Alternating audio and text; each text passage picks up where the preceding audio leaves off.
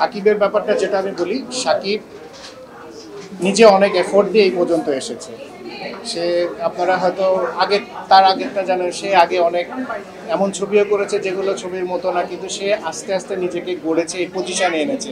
একটা লোক নিজের চেষ্টায় এই পজিশনে এসেছে, এটাকে আপনাকে ইগনোর করার মতো কোনো নেই। আপনারা যদি পারতেন, এখন ইন্ডাস্ট্রি অনেকে বলে তো পারলে আর একটা সাকিবকে বানান নেই, ইন্ডাস্ট্রি তো ডাইরেক্টরের অভাব নাই, প্রডিউসারের অভাব নাই, কই তারা তো কিছু পারতেছে না। এটা সম্পূর্ণ ক্রেডিট তারই। সে এখন চুজ করতেছে গল্প, সে এখন টিম রেডি করতেছে, সে সব কিছু করে করে একটা জায়গায় সে আসছে। তা আসলে দিন, তাকে আসতে দিন। আর আমরা যদি ক্যাপাবিলিটি থাকে আমরা তাকে কমপ্লিট করে উঠি, সমস্যা নাই তো। আমি বললাম যেটা, সাকিবের স্ট্যান্ডার্ড সাকিব মেনটেন করে যাচ্ছে। স্ট্যান্ডার্ডটা এত উপরে উঠে গেছে যে বাকি আর কেউ ওকে ধরতে পারছে না, একটা। আর 2 নম্বর কথা হলো, আমাদের যেটা ইন্ডাস্ট্রির কথা আপনি বললেন, যেটা সংকুচিত হয়ে যাওয়ার কারণ কি, আগে ছিল একটাই জিনিস, ছিল আমাদের শুধু ফিল্মই ছিল। এখন হয়ে গেছে কি, ফিল্মের বাইরে আরও মানুষের এন্টারটেনিংয়ের অনেক জিনিস আছে।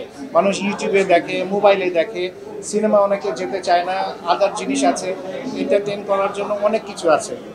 বাট ওই সময় আমরা যখন ছিলাম তখন আমাদের ফিল্মটাই দেখতো মানুষ, এই জন্যই মানুষ অতটুকু ছিল আমাদের প্রতি। বাট এখন ওই জিনিসটা নেই, এখন প্রপার জিনিস না হলে মানুষ আর যায় না।